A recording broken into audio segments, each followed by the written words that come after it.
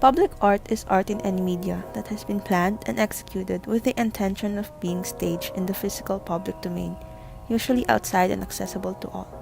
The sculptures that we are going to present came from the University of the Philippines Diliman campus. UPD, UP Diliman, or simply UP, is a co-educational public research university located in Diliman, Quezon City, Philippines.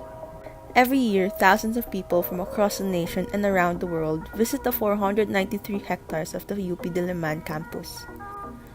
The campus prides several sites of interest and other cultural sites such as museums and performance spaces.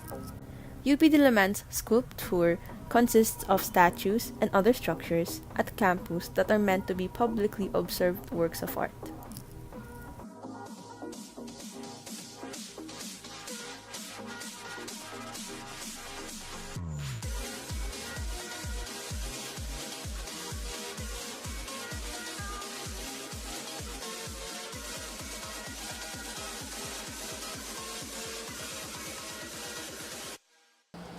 Found along the University Avenue is a captivity, created by Ildefonso Marcelo, showing a figure of a man with hands bound behind his back while his body twisted and his head bowed down in order to portray the idea of imprisonment to ignorance.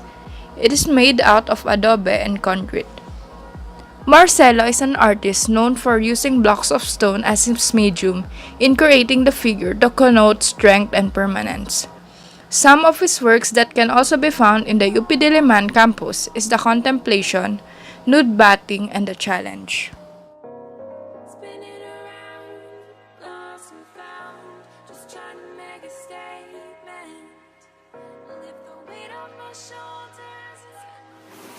The nude bathing is an uncharacteristic of Marcelo's most recognized aesthetic sculpture, done in concrete, and it distinguishes itself from his other works.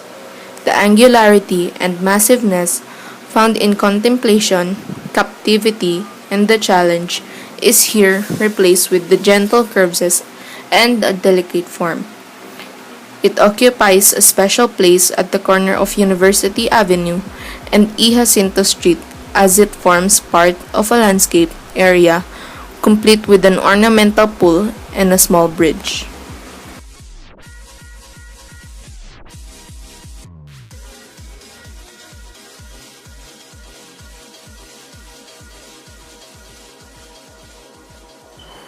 Contemplation is a stone sculpture made by Ildefonso Marcelo. Contemplation is a figure of a crouching man, lying on his lower back, with knees raised and arms folded in apparent meditation. For Ildefonso Marcelo, these sculptures are the representations of the ideals in pursuit of education, that of imprisonment to ignorance in the case of captivity, and the importance of thought in the creation of knowledge in the case of contemplation. The sculpture was created using blocks of stones, which Ildefonso Marcelo is known for. For him, it connotes strength and permanence. Owing to this medium, his works are usually massive and closed.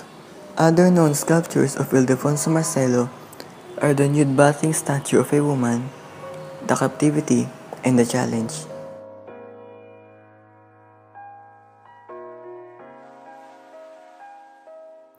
One of the sculptures that can be found at the center garden of the Vargas Museum was an untitled concrete sculpture by Renato Rocha in the year 1982, which is placed on a high pedestal that rests on a mound. According to Tessa Maria Guizon, a faculty in College of Arts and Letters in UP Diliman, the sculpture portrays two groups of abstracted figures balanced on the pedestal, clustered seemingly suspended in time. These are conjoined figures of parent cradling a child, depicted as gesture and metaphor of warm and filial love. The sculpture's configuration suggests intimacy and nurturing love. Renato Rocha was one of the most aspiring sculptors of his time. Sculptures such as The Cry of Pugad Lawin, Struggle of Man for Higher Knowledge, Evolution, Guitarist, Reclining Figures, Mariam Makiling, and Seal of Abra were among his key works.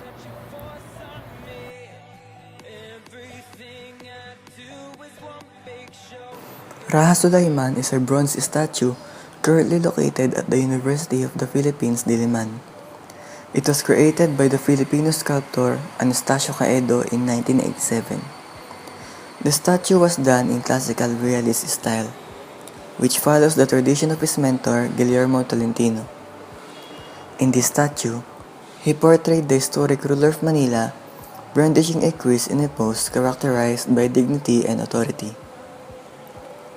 The piece was created using the cire per due or lost wax technique.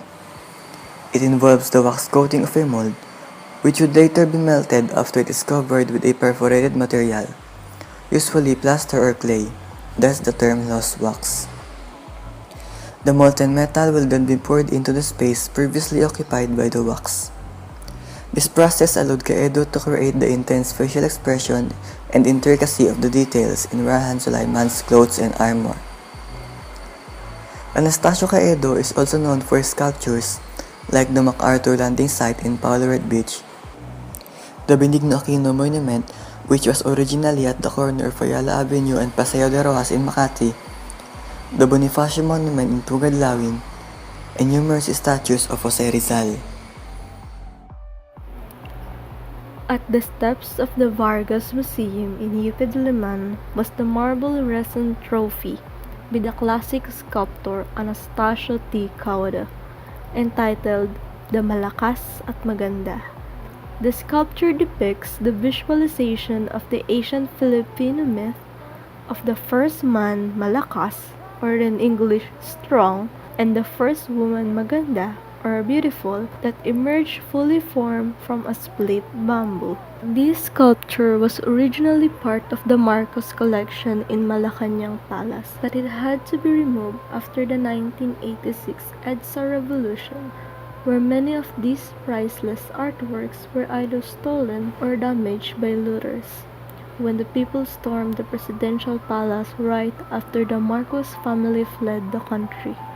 It is also said that the artist was familiar with how the Marcoses used it to perpetuate a political narrative that Ferdinand and Imelda as titled characters of the myth, and together they would bring forth a new nation. Located right in front of the UP Vargas Museum stands what seems to be like a gigantic chicken feet, which is approximately 10 feet in height, called the Colossus of Blah Blah, or what is originally named as the Artifact X. It was created by Cian Dayrit, who was a UP Fine Arts graduate, as his thesis proposal for his bachelor's degree in Fine Arts. His work was then awarded as the most outstanding thesis. The sculpture is made out of reinforced concrete and portrays a fragmented ruins of a bird, which is a recurrent element in mythology of different cultures. It also presents a narrative of mystification and demystification by fabricating a mock artifact which supposedly originated from an imaginary primeval civilization. It was finished in year 2011. Dayrit's works mostly reflect his interest in archaeology, history, and politics. Some of his solo exhibitions include Spectacles of the Third World at Tinao Art Gallery, Polycephalus at Art Informal, the Blah Blah Archaeological Complex at George B. Vargas Museum, and just recently, the Buses Iba't Ha Kanayunan, or the Voices from the Hinterlands, which is on display at the Belas Artes Outpost in Makati, which features the Aita Magbukon community of Bataan.